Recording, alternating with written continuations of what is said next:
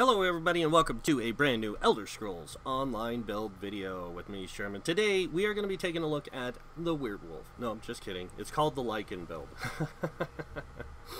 I threw that in there for a good friend of mine, Grim. He loves it when I called it Weird Wolf. I know he does.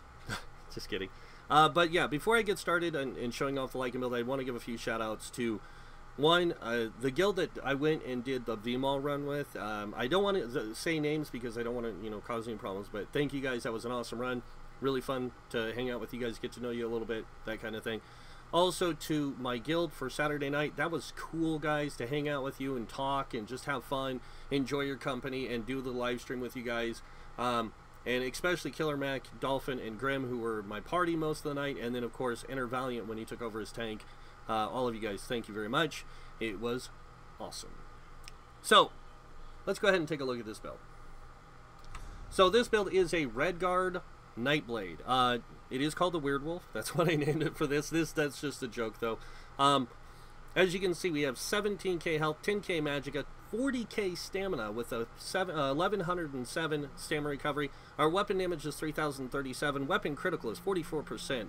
Spell resistance is 12,000, and physical resistance is 11. We are running the Warrior Mundastone with Lycanthropy, or Werewolf, as our thing. And then, of course, we get increased max health and stamina from the food we're running. We are running dual stat blue food, and that's going to be the best for you.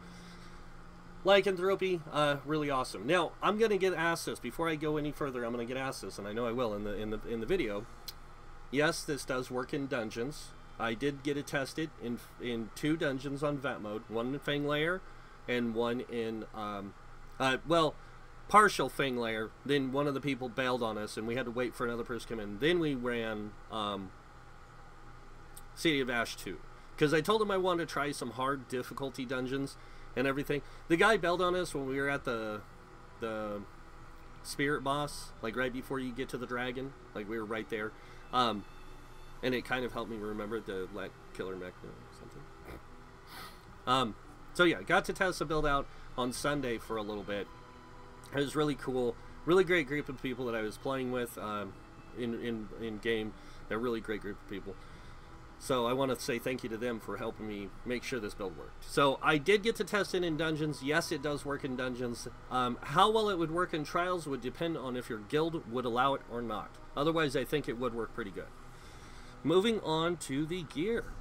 So it is running a 2-piece Selene set. You can go with Krogs, but you're going to lose about 1,000 stamina, which really kind of might not be that good, guys, because that higher stamina really helps out in werewolf form.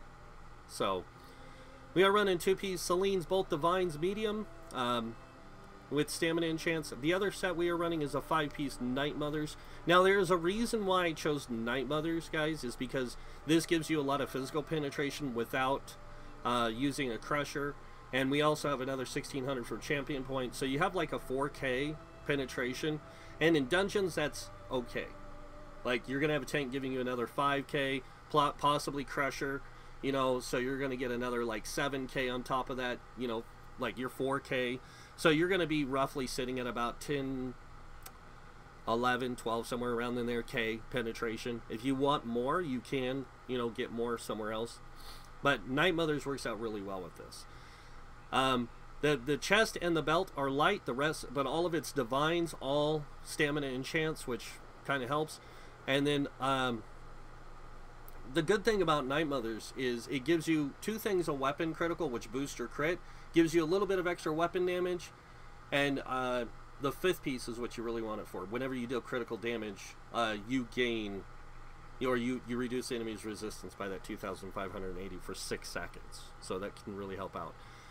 The next 5-piece set we are running is the Salvation set. This is otherwise known as the Werewolf set. So it's called the Salvation set, but the reason it's called the Werewolf set is because it works for werewolves. This gives you max stamina, stamina recovery, max stamina, and then the 5-piece reduces the cost of your stamina transformation ability by 33%. While in werewolf form, your weapon damage is increased by 147. It's not a lot, but it's still enough to push you like over the ledge. And the great thing is if you have somebody running SPC or Spell Power Cure, or even somebody running Powerful Assault, that's another like 400 weapon damage between the two of them almost. So you're going to get a massive amount of spell, like weapon damage from it that really builds up your character's DPS when you're in werewolf form. Alright, so moving on to the weapons. 2 salvation weapons. We are running a dagger and axe combo. 1 weapon damage infused, the other Nirnhoned and poison damage on it, and that is for the weapons. Now make sure your offhand is Nirnhoned and the main hand is infused. If you do not have this in these traits, get this infused, get this one in sharpened until you can get this Nirnhoned. Next up, Bow of Salvation, really good. Make sure it's infused and make sure it has a Crusher enchant on it, because on the back bar you're not going to be doing as much damage. It's basically to apply the debuffs. Now, when I get to the skills, I'll show you how we have that set up. So you guys can see here, like our weapon damage on the back bar doesn't change by a whole lot, like 100 and something. So, sorry, not to cough. All right, now let's move on to skills. So moving on to the skills, when it comes to the skills, make sure you just get all your class passives, like get them all along with the skills you'll be using on your bar. When it comes to dual wield, get all the dual wield passives, all the bow passives as well. When it comes to armor, light armor, you are wearing a 5-1-1 setup, so you're wearing 5 medium, 1 light, 1 heavy. Make sure you get the 3 light things. Medium armor, get all the passives. And the heavy armor, you definitely want these passives. Moving on to world skills, you want to make sure you get all the werewolf passives and skills unlocked. On the guild, Fighters Guild, I always get Dawnbreaker, but on the back bar I am running Dawnbreaker to give me the extra weapon damage while I'm there. Because on the front bar I have my werewolf, my pack leader skill. Mages Guild, make sure you get this passive. And Fighters Guild, just get all the passives. It's going to help you out in the long run, especially on that back bar. Undaunted, get the 2 Undaunted passives. Like Alliance War, you don't really need them. You don't even need this skill. I'm going to show you guys where you can swap this out for another Nightblade ability. And if you want to play this as a Warden, Wardens also work really good as a spell. So, Red Guard, make sure you get all the passives. Crafting passives. Alchemy, you want medicinal use. And then with the provisioning, you want Gourmand and Connoisseur. So let's go over the skills on the bar. Starting with the first skill, we have Rending Slashes. This is going to be a nice damage ability with a good bleed.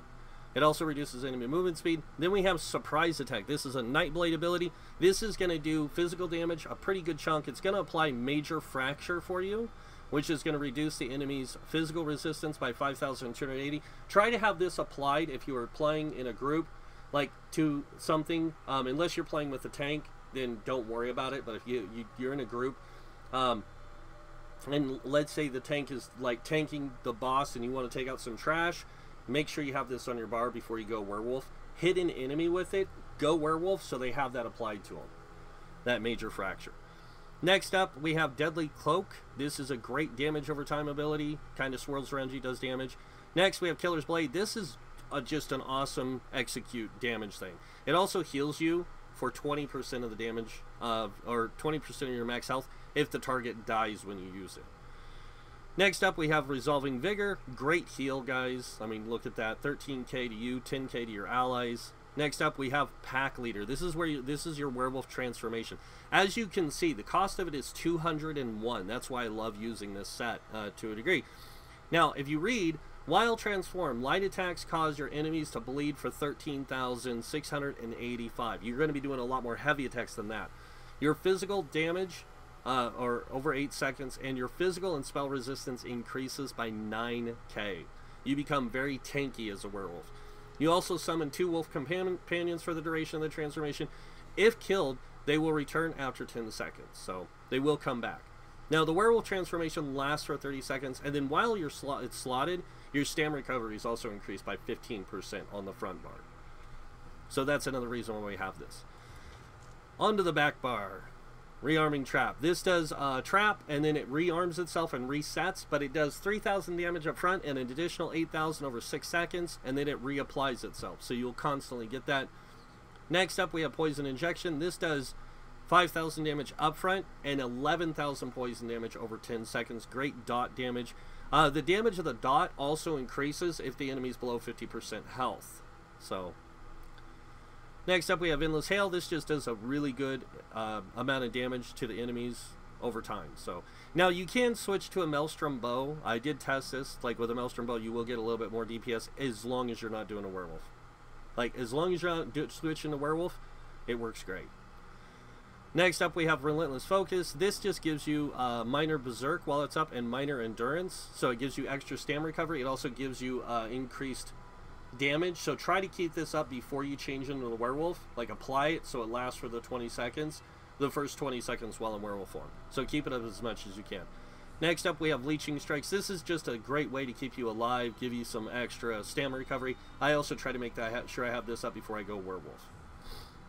And then last but not least, Flawless Dawnbreaker. This gives us 5% more weapon damage, but on the bow bar, it does really good damage up front and then 13k damage over 5 seconds. So it's just a nice dot to have there if we're on the bow bar. So, alrighty. So let's go ahead and take a look at the champion points, and then we'll go over and show it in action. So, as you can see, 66 into Ironclad. This reduces damage taken from direct damage attacks by 22%. Moving on over here, we have 23 into Thick Skin, reducing damage taken from damage over time effects by 10%.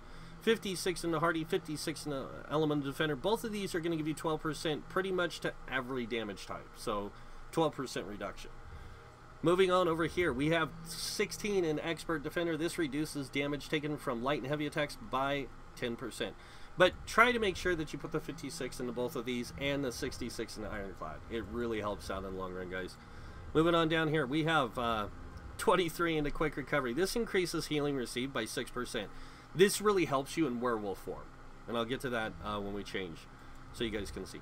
Warlord, 23. Sprinter, 20. This gives you 10% reduced cost to break free. This gives you 12% reduced cost in sprinting. 75 into Mooncalf, increasing your Stam recovery by 14%. 43 into Tenacity, increasing your Magicka or your stamina return. Because with you're using melee weapons or stamina weapons, you're going to get stamina back. But it's going to give you 10% extra back. Now, if you guys didn't know this, in werewolf form, you get extra stamina back. You get 100% of your stamina back when you heavy attack. So you never run out of stamina. And having that 40k pool boosts the damage of your werewolf abilities. So, sorry guys about the cough. Alright, moving on. 56 into Tumbling, reducing the cost of dodge roll by 20%. 23 into Shadow Word, reducing the cost of block by 20%. And then moving on to the blue tree, we have 16 into Physical Weapon Expert, increasing light and heavy attacks. With your melee weapon or stamina weapons by 10%, and then Mastered Arms 40 points, increasing the direct damage you do by 16%. Alright, moving over here, we have 56 in a Mighty. This increases your physical poison disease damage by 12%. Thaumaturge and Precise Strikes, both 56. This one increases your damage by 20% with damage over time effects, and this one increases your critical damage and critical healing by 20%. We also have 16 points left over that we're going to put into Piercing to increase our physical penetration, making our damage more powerful. So, alright, so that is the champion points. I'm also going to put the champion points in the description below. So if you guys want to just look at that, you know, skip that part, you can. But let's go ahead and see this build in action. So we are going to start by popping a potion, and then just going right into our rotation, our normal rotation, as you guys can see. I'm going to go ahead and back out a little bit. And then once you get done with this rotation, if you have Werewolf up, like and you're on a boss, go ahead and transform. And then go right into your buffs. And then and just heavy attack and light attack every so often. But just try to make sure you keep your buffs up on that.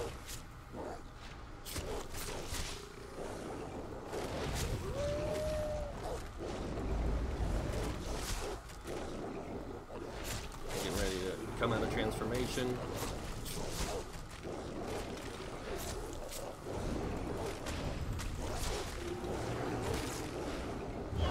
And what I like about Celine's is it just gives us that little bit of extra boost in our DPS. Now you can, if you're good with this rotation, like really good, you can pull like 17, 18k with this, like right now with my, you know, like in my skill level, I'm not that good. But I've seen people, you know, pull a 20k, 30k with a, like 20 to 25k with a werewolf. This one, if you're in a group, you're looking at about 26 to 28k. So, in a group. Like I said, it's all dependent on your group. They'll allow you to play it. 28k is pretty decent for damage in a vet trial or vet dungeon. So, it's pretty good. But that is the Lycan build, guys. I hope you guys like it. I had a lot of fun making it. So thank you guys for the idea. And this is what you're getting. The Lycan build. So if you guys like this build video, hit the like button. If you guys want to see more builds by me, you can hit that subscribe button. Other than that, I want to thank you all for watching. Until next time, have a wonderful day, and this guy might see you in game.